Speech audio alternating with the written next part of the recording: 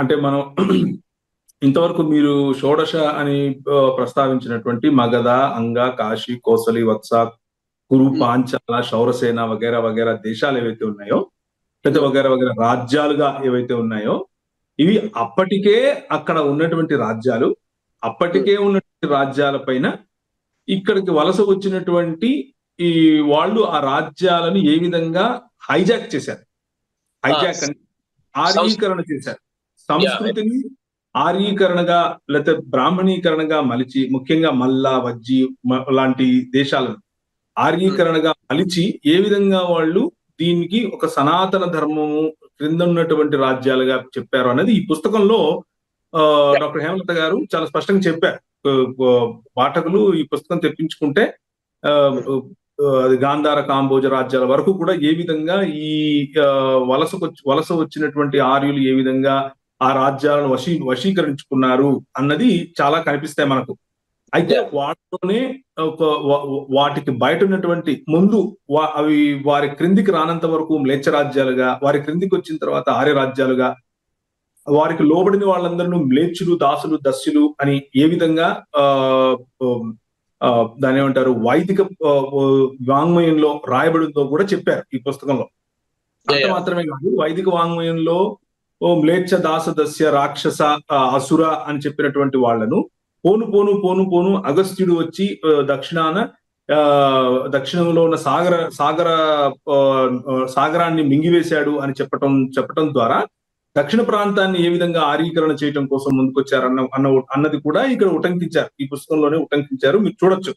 అయితే మీరు అడిగినటువంటి ప్రశ్నలో ఇంకొక కోణాన్ని గనక మనం చూడగలిగితే, చూడండి, ఉదాహరణకు ఒక శ్లోకం మీకు తెలిసినటువంటి శ్లోకమే. అంటే ఇప్పుడు ఇస్కాన్ వాళ్ళు కానివ్వండి, లేకపోతే రామకృష్ణ మఠం వాళ్ళు కానీ, వీళ్ళందరూ చేస్తున్నది ఏమిటి అని అడిగే మీ ప్రశ్నకు వెనుకున్నటువంటి ఈ స్ట్రాటజీ అంటే ఒక వ్యూహం, ఆ వ్యూహాన్ని మేము ముందుంచే ప్రయత్నం చేస్తాను.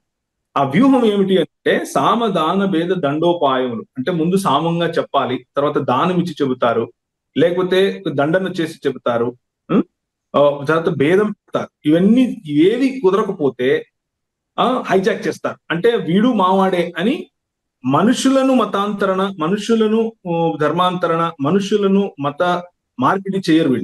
వీళ్ళు సంస్కృతులను మత మార్పిడి చేస్తారు, రాజ్యములను మత మార్పిడి చేస్తారు, రాజ్యాలలో ఉన్నటువంటి వ్యవస్థలను మత మార్పిడి క్రిందికి తీసుకొస్తారు. ఉదాహరణకు పాపులర్ అయినటువంటి దేవీ దేవతలు ఎవరైనా ఉంటే ఒక లక్ష్మీ రూపంగానో, సరస్వతి రూపంగానో వాళ్ళను చిత్రీకరించి బ్రాహ్మణులు వచ్చి అక్కడ కూర్చుంటాడు. వీరుడుగా ఎవరైనా ఇంతకు ముందు దేవిరెడ్డి గారు రాసినటువంటి పుస్తకాన్ని వేంగణం అనేటువంటి ప్రాంతంలో ఉన్న రాజు ఏ విధంగా వెంకటేశ్వరుడు అయ్యాడు అన్నటువంటి ఒక బుక్ రివ్యూను డాక్టర్ హేమలత గారు నేను కలిసి చేసాం. ఆ వీడియోను కూడా ఒకసారి పాఠకులు చూడొచ్చు. ఏ విధంగా హైజాక్ చేసి స్థానికంగా ఉన్నటువంటి వీరులను, రాజులను హైందవీకరణ చేస్తారు వీళ్ళు అన్నది అంటే ఒక స్ట్రాటజీ, ఒక వ్యూహంలో భాగంగా ఇంతకు ముందు జరిగినటువంటి వీడియోలో కూడా డాక్టర్ హేమలత ప్రభు గారు మనకు ఆ బుక్ రివ్యూ రూపంలో కూడా చెప్పారు. అంత మాత్రమే కాదు, ఇంకొంచెం ఆలోచించండి. వారు ఇదే పుస్తకంలో రాసినటువంటి ఇంకొక అంశం ఏమిటి అని అంటే, మనందరికీ తెలిసినటువంటిదే, భగవద్గీత 4వ అధ్యాయం 7-8 వచనాలు, 7-8 శ్లోకాలు. దాంట్లో యథా యథా హి ధర్మస్య గ్లానిర్భవతి భారత, అంటే భారతదేశంలో ఎప్పుడెప్పుడైతే ధర్మము 4 పాదముల నడవదో అప్పుడు అభ్యుత్థాన అధర్మస్య తథాత్మానం సృజామ్యహం, నన్ను నేను అక్కడ ఆ ధర్మాన్ని తిరిగి స్థాపించడం కోసం, అంటే పరిత్రాణాయ సాధూనాం వినాశాయ చ దుష్కృతం. దుష్కృతులు అంటే ఇంకెవరు కాదు, ఇక్కడ వారు స్థాపించినటువంటి వైదిక ధర్మానికి బయటున్న వాళ్ళే దుష్కృతులు. వారు వైదిక ధర్మానికి బయటున్నటువంటి వారిని వినాశనం చేయటం కోసం, ధర్మ సంస్థాపన చేయటం కోసం, ధర్మ సంస్థాపనార్థాయ సంభవామి యుగే యుగే, నేను యుగ యుగంలోనూ పుడుతూ వస్తున్నాను. కారణం ఏమిటి అని అంటే, మీరు పొరపాటున ధర్మంతో అంటే దాన ధర్మాలు, డబ్బులు ఇవ్వటము, మీరు మదర్ తెరీసాను ఉటంకించారు, అలాగే కొందరు క్రైస్తవ మిషన్, అది ఆ ధర్మం గురించి మనం ఇక్కడ మాట్లాడట్లేదు. ఇక్కడ చెబుతున్నది సాధునాం అంటే సాధు ఎవరు అని అంటే మంచివాళ్ళు అని పొరపాటున డిక్షనరీ మీనింగ్ తీసుకుంటారు. అది కాదు.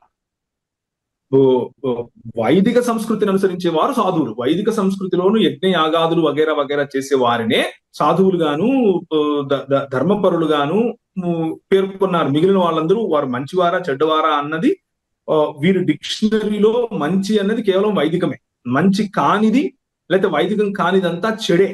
ఆ చెడును దాన్ని ఏమంటారు, ఆ చెడును నిర్మూలించి వినాశనం చేసి ధర్మ సంస్థాపన చేయటమే దేవుని యొక్క భగవంతుని యొక్క పని అని రాసుకుంటూ వచ్చారు. ఇవి శ్లోకాలు, ఇవి వారు చెరిపి వేయలేని శ్లోకాలు. ఆ శ్లోకాలను ఆధారం చేసుకుని నేను మీకు ఏం చెప్తున్నాను అనంటే, ఇప్పుడున్నటువంటి గత 100 సంవత్సరాలు లేదా 150 సంవత్సరాల క్రితం వస్తున్నటువంటి ఆర్గనైజేషన్స్ లో తీసుకున్నటువంటి ఈ పాశ్చాత్యులను ఏ విధంగా ఆర్యీకరణ చెయ్యాలి అన్నటువంటి స్ట్రాటజీలో భాగంగా ఏ శ్లోకాలనైతే ఇంతవరకు డాక్టర్ హేమలత గారు చెప్పినట్లు సత్ చిత్ ఆనందం, సత్యము అనంటే తండ్రి అని, చిత్తము అనంటే కుమారుడని, ఆనందం అంటే పరిశుద్ధాత్ముడని ఏ విధంగా అయితే దానిని హైజాక్ చేశారో, అలాగే సాయిబాబాను హైజాక్ చేశారు, గణేష్ చతుర్థిని హైజాక్ చేశారు, సత్య సాయిబాబా పేరుతో, యోగానంద పేరుతో, వివేకానంద పేరుతో, ఇలా చాలా మంది ఆనందుల పేర్లతో, చాలా మంది బాబాల పేర్లతో విశ్వవ్యాప్తంగా వారు నడిపిస్తూ ఉన్నటువంటి అజెండా ఏమిటి అని అంటే హైందవీకరణ అనే అజెండా. దీన్ని ఆ హైందవీకరణ అనే అజెండాను గనక వాళ్ళు మోసుకు తిరిగితే అది మాత్రం విశ్వ కళ్యాణం కోసం చేస్తున్నటువంటి పని.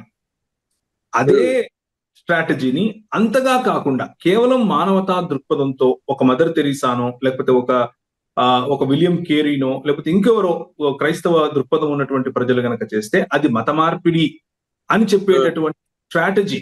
ఇది రెండంచుల ఖడ్గం. ఈ స్ట్రాటజీని అర్థం చేసుకోకుండా ఉన్న వాళ్ళు ఎంత అరిచి గీపెట్టి గింజుకున్నా వారు వేసిన ముక్కులో కూర్చునే మాట్లాడాల్సి ఉంటుంది తప్ప బయటికి రాలేరు. బయటకు రావాలి అనంటే వారి యొక్క ఈ వ్యూహాన్ని అర్థం చేసుకుని వారికే మనం తిరిగి చూపించగలగాలి. ఉదాహరణకు తీసుకోండి, ఇప్పుడు ఇంకొక హైజాక్ గురించి ఆలోచించండి. సాంస్కృతిక హైజాక్, దేవుళ్ళ హైజాక్ గురించి ఆల్రెడీ చెప్పాను. రాజకీయ హైజాక్ ఇంతకుముందు నవీన్ గారు చెప్తున్నట్లుగా శుంగుణ్ణి తీసుకోండి, పుష్యమిత్ర శుంగుణ్ణి. రాజకీయ హైజాక్ జరగలేదా? రాజకీయంగా ఒక రాజ్యాన్ని కూడా చట్టరూపంగా హైందవీకరణ చేయటం. హరిహర రాయలు, బుక్క రాయలు, మన కర్ణాటక ప్రాంతము, మహారాష్ట్ర బార్డరు, ఆంధ్ర అంటే తెలుగు ప్రాంతాల్లో మనం చదువుకుంటాం కూడా చిన్నప్పుడు. వారి సమయంలో వారిని ఏ విధంగా ప్రలోభ పెట్టి, అంటే మీరు ఇంతవరకు కత్తి చూపించలేదు కదా, వాళ్ళను వైలెన్స్ చూపించలేదు కదా అన్న ప్రశ్న మీరు వేశారు. అయితే మత మార్పిడి అన్నది వారు అభియోగిస్తున్నట్లుగా కూడా క్రైస్తవుల పైన వారు కత్తి చూపించి చేశారనో, భారతదేశంలో ఇంకేదో కాదు, ప్రలోభాలు పెడుతున్నారని, మా గ్రంథాల్లో ఉన్నవి వారి దగ్గర ఉన్నట్లు చెప్తున్నారని, ఇది వారి ప్రధానమైనటువంటి అభియోగం. కత్తి పెట్టి చేస్తున్నారు అన్న అభియోగం బహుశా వేరే దేశాల్లో చేశారేమో, కానీ ఇక్కడ ఇంకా మన దేశంలో, ఎందుకంటే చాలా చిన్న సంఖ్య కాబట్టి, ఒకవేళ అదే గనక నిజం అయి ఉంటే మన బ్రిటిష్ సామ్రాజ్యం ఉన్నప్పుడు భారతదేశం అంతా కూడా క్రైస్తవం అయిపోవును. అలా కాదని వాళ్ళు ఒప్పుకుంటున్నారు కూడా. అయితే ఇప్పుడు హరిహర రాయలు, బుక్క రాయలు చరిత్ర తీసుకోండి. వాళ్ళని ఎంత ప్రలోభ పెట్టారు, ఎంత ఒత్తిడికి గురి చేసి తిరిగి వాళ్ళని హైందవీకరణ చేశారు. ఇది చరిత్ర కాదా? ఇది తెలియని విషయమా? అందరికీ తెలిసిన విషయమే. రాఖీ పండుగ ఎలా వచ్చింది? ఏ విధమైనటువంటి హైజాక్ ఇది? తెలియనిది కాదా? అందరికీ తెలిసిన విషయమే. పొలిటికల్ హైజాకింగ్ అనేది ఈ రోజు ఇప్పుడు ఈ ఊళ్ళో ఈ సంవత్సరాల్లో జరుగుతున్నటువంటి, అంటే మహా పట్టుబడితే 50 సంవత్సరాల క్రితం రాసినటువంటి గోల్వాల్కర్ గారి పుస్తకాలు తీసుకోండి, సావర్కర్ గారి పుస్తకాలు తీసుకోండి. వారు చెప్పింది ఏమిటి? సామాజిక హైజాక్ తర్వాత రాజకీయ హైజాక్ మిగిలింది. రాజకీయ హైజాక్ లో హిందుత్వ అనేటటువంటి ఒక సిద్ధాంతాన్ని ప్రవేశపెట్టి దాన్ని భారతదేశంతో ముడిపెట్టి, అంటే భారతదేశం అంటేనే హైందవం అంటేనే భారతదేశం అని చెబుతూ దేశం మొత్తాన్ని కూడా మత మార్పిడి చేస్తున్నారు. అంటే కేవలం వ్యక్తికి బాప్తిసం ఇవ్వటం కాదు, వ్యక్తికి బాప్తిసం చట్టం చేస్తాము అని చెప్పే వీళ్ళు దేశాలకే హైందవంలోనికి బాప్తిసం ఇస్తున్నారు.